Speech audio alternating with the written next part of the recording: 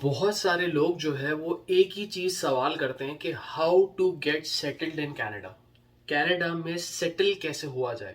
अब उसके बहुत सारे तरीके हैं कि आप कनाडा आ कैसे सकते हैं, इधर सेटल कैसे हो सकते हैं। अब आ गए उसके बाद क्या करना है वो तो एक अलग जर्नी है, बट जब तक कनाडा आए कैसे वो एक मेन क्वेश्चन है। तो इस वीडियो को पूरा देखो, इसमें डिटेल में डिस्कशन करते हैं कि how to get settled in Canada. पहले ये बात करें कि how to get settled in Canada में कि भाई हम एक्चुअली कनाडा आना क्यों चाहते हैं अपने मुल्कों से। उसकी दो तीन वजूहत एक छोटे से पॉइंट्स में जो है वो आपको गिना देता हूँ कि सबसे पहला पॉइंट ये है कि ऑब्वियसली एक डेवलप्ड इकोनॉमी है।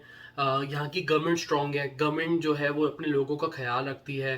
फिर सफाई सुथराई, क्लीननेस एंड एवरीथिंग वो एक अलग फैक्टर्स हैं। इकोनॉमी अच्छी है, हेल्थ केयर सेक्टर अच्छा है, करेंसी अच्छी है, ये सारी चीज़ें एक इंपॉर्टेंट है, जॉब्स लोगों को मिल जाती हैं। तो ये एक, मैं कह लूं कि एक समरी दे दूं कि ये एक्चुअली वजह है कि लोग अपने मुल्क छोड़ के कनाडा में सेटल होना चाहते हैं। देखो यार, एक तो सबसे अच्छा तरीका है जो मैं कहता हूँ ना कि आप अपनी अपने बेसिस पे यहाँ पे आ सकते हो, वो है permanent residency, immigration. Immigration to Canada. तो सबसे पहला तरीका है कि आप एक इमिग्रेशन टू कनाडा कर सकते हैं। मतलब कि आप अपने स्किल्स, आपकी जो जॉब का एक्सपीरियंस है, आपकी एजुकेशन है, आपकी एज है, उसके बेसिस पे आप एक एक्सप्रेस एंट्री, एक प्रोग्राम होता है या पाथवे होता है, उसके अंदर आप अपनी प्रोफाइल लगाते हैं। आप मैरिड हैं, अनमैरिड हैं, आपके बच्चे हैं, नहीं हैं, आपका पास्ट एक्सपीरियंस क्या है। एक्सपीरियंस की रिक्वायरमेंट मिनिमम जो है वो एटलीस्ट 3 इयर्स होती है। ये सारी चीज़ें, फिर आपने आईएलटीएस वगैरह का भी करना है, ये सारी चीज़ें। तो ये, और उसके अंदर जो फंड्स की रिक्वायरमेंट होती है वो ना होने के बराबर होती है। लाइक इट्स मोर के आपका, वो आपका पैसा बैंक स्टेटमेंट में जो आप पैसा दिखा रहे हो तो वो आपका ही पैसा है। तो एक तरीका है इमिग्रेशन टू कनाडा का, वो है परमानेंट रेसिडेंसी, पीआर पे आप यहाँ पे डायरेक्ट कनाडा आ जाओ। उसको हम कहते हैं यार आप एक्सप्रेस एंट्री के थ्रू आ गए। उसको हम एक और लफ्ज में कहते हैं यार फेडरल स्किल्ड वर्कर्स के थ्रू आ गए, या पीएनपी के थ्रू आ गए, या ये रूट्स के थ्रू आ गए। और ये बहुत ज़्यादा फेमस भी है कनाडा इमिग्रेशन के लिए कि हर प्रोविंस अपना बुला रहा होता है। एक्सप्रेस एंट्री में क्या होता है कि पूरा कनाडा के लिए ओपन होते हैं आप। फेडरल स्किल वर्कर्स में भी होता है कि आपके पास एक पर्टिकुलर आप एक जॉब करते हो अपनी कंट्री में, उसके बेसिस पे आप यहाँ पे आते हो। इसमें ज्यादा पैसा नहीं लगता। अच्छा, इसमें जो पैसा होता है ना वो आप अपनी स्टेटमेंट में, बैंक स्टेटमेंट में दिखा रहे होते हो, आपके भी जितने भी फैमिली मेंबर्स हो उस हिसाब से। लेकिन इसमें आपको कोई पैसा खर्च नहीं करना पड़ता कनाडा आने के लिए। कनाडा आपकी प्रोफाइल जो है, जब आप अपनी पोर्टल पे जो है वो प्रोफाइल बनाते हो तो एक्सप्रेस एंट्री के थ्रू ऑटोमेटिकली पिक कर लेता है।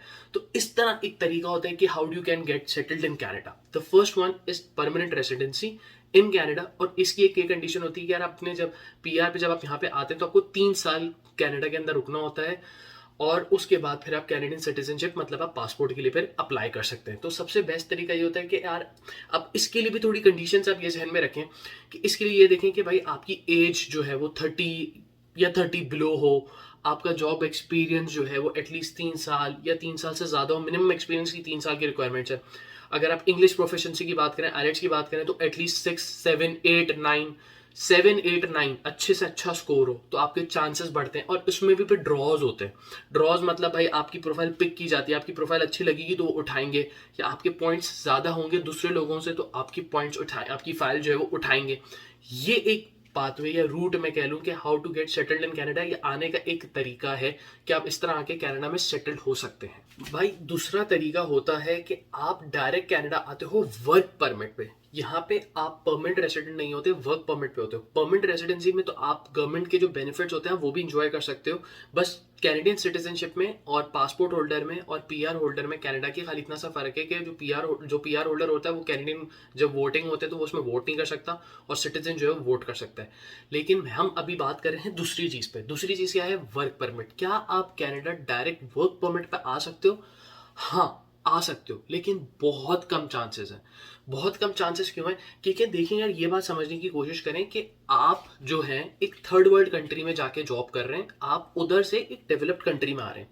तो बहुत लोग जो है वो ये पूछते हैं क्या मैं वर्क परमिट पे आ सकता हूँ, या क्यों आपको कनाडा, मतलब कनाडा के क्यों एम्प्लॉयर आपको रखेंगे? आप कनाडा में तो हो नहीं, वो क्यों पैसे पे करेंगे गवर्नमेंट को कि यार हमें बाहर से बंदा चाहिए। जब किसी कंपनी को बाहर से बंदा चाहिए होता है ना, तो गवर्नमेंट को रिक्वेस्ट करते हैं कि यार हमें एक एलएमआई ये चाहिए, या फॉर इंस्टेंस एग्जांपल हम उसको शॉर्ट करते हैं कि भाई हमें एक जो है बंदा चाहिए, हमें लोकल कैनेडियन जो कंट्री है उसके अंदर नहीं मिल रहा है, हमें बाहर से एक बंदा चाहिए।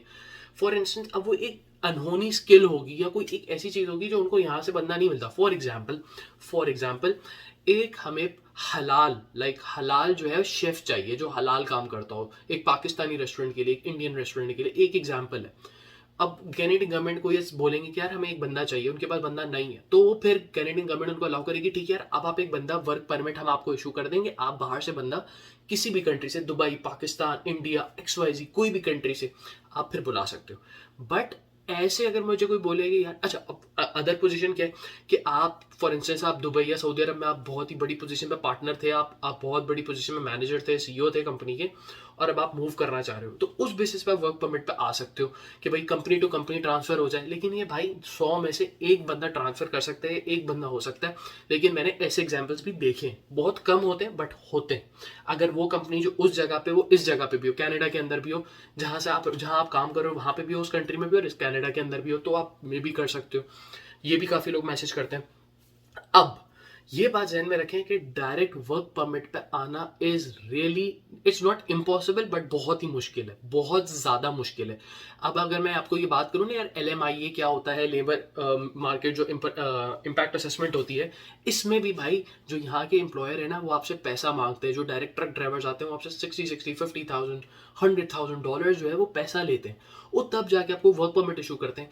आपको 2 3 साल 4 साल लग जाएंगे वो पैसे पे आउट करते करते, इतनी इतनी किसी की भी कैपेसिटी नहीं होती कि वो इतना पैसे देके कनाडा आए। अच्छा, अब जो एक एज ब्रैकेट है भाई, 18 एज से लेके आप 25 27 इवन 30 तक आप एज अ स्टूडेंट आ सकते हो। यार ये जो है ना स्ट्रीम, ये वाली स्टूडेंट वाली, ये सबसे बेहतरीन है, क्योंकि देखो आप जब यहाँ पे आके पढ़ते हो ना, तो आपके जॉब के चांसेस भी बहुत ज्यादा अच्छे हो जाते हैं। तो इट्स एन इम्पॉर्टेंट फैक्टर कि भाई आप यहाँ पे पढ़ने आओ।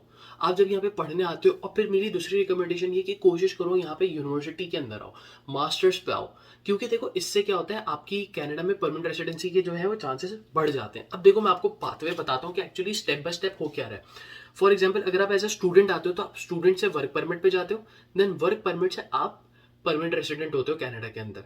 तो student to work permit to PR in Canada, जो एक सबसे पहला स्टेप था उसमें आप डायरेक्ट PR इन कनाडा बन जाते हो। दूसरे स्टेप में आपको बताया मैंने कि वर्क परमिट पे आप आते हो, तो वर्क परमिट पे आने के बाद भी आपको ये टेंशन सर पे होगी कि यार अब मुझे PR लेनी है।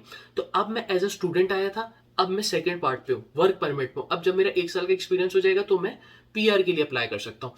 तो बेहतरीन ऑप्शन ये वाला है, क्योंकि कैनेडियन गवर्नमेंट इससे पैसा बहुत कमाती है।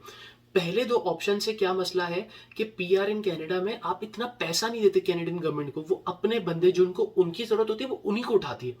वर्क परमिट पे किसका फायदा होता है, यहाँ पे जो कंपनियां है ना उनको फायदा होता है, क्योंकि वो उनको कमा के दे रहे होते हैं अगर कोई इंप्लॉय जो है वो इधर आता है कनाडा के अंदर। तीसरे ऑप्शन में, दैट इज इंटरनेशनल स्टूडेंट में, इधर यूनिवर्सिटी को तो फायदा होता है, लेकिन कैनेडियन गवर्नमेंट को भी फायदा होता है, क्योंकि इंटरनेशनल यूनिवर्सिटीज जो है वो बहुत अच्छा खासा पैसा जो है वो कैनेडियन गवर्नमेंट को देती है, क्योंकि इंटरनेशनल स्टूडेंट की जो फीस होती है वो 3 टाइम्स होती है यहाँ के लोकल बंदे से। अगर $5,000 एक लोकल बच्चा यहाँ का पे कर रहा है सेमेस्टर की फीस, तो हमारा इंटरनेशनल स्टूडेंट $15,000 पे करेगा। दिस इज द डिफरेंस कि गवर्नमेंट को बहुत पैसा मिलता है, बहुत फॉरेन एक्सचेंज आता है कैनेडियन गवर्नमेंट के पास, तो इंटरनेशनल स्टूडेंट को वो ज्यादा इज्जत देती है। और जब इज्जत देती है तो यहाँ से यहाँ वर्क परमिट भी देती है, वर्क परमिट भी देती है इंटरनेशनल स्टूडेंट को, और फिर जो as a international student Canada में लैंड कर जाता है, कनाडा उनको वापस नहीं भेजता। तो बहुत सारे लोगों का ये सवाल था कि हम किस पे आए, हम PR पे आए, आपके पॉइंट्स नहीं हो रहे, मुश्किल है। वर्क परमिट जो है ना मेरे हिसाब से थोड़ा सा मुश्किल है, और मैं समझता हूँ कि यार पैसा देके मत आओ। हाँ, अगर पैसा लगाना भी है तो किसी एम्प्लॉयर को देने के बजाय अपनी पढ़ाई पे लगा लो, उससे तुम्हें फायदा होगा। ये चीजें जो है ना, ये चीजें ये थोड़ी समझने की कोशिश करें, और अगर ये चीज समझ आ गई तो आपके लिए डिसीजन लेना जो है ना वो मेंटली आसान हो जाएगा। तो आई होप आप लोगों को ये वीडियो पसंद आई होगी, और कोई भी टॉपिक पे वीडियो बनानी हो, अगर कोई आपको समझ आता है कि यार ये टॉपिक ऐसा है जो हाँ बहुत सारे लोगों का सवाल है, तो वो मुझे आप भेजें। बाकी आप इंस्टाग्राम पे मुझे फॉलो करें, फेसबुक पेज है मेरा, यूट्यूब चैनल है उस पर सब्सक्राइब करें, और फेसबुक पेज पे फॉलो करें। बाकी thank you so much for your love and support. Take care.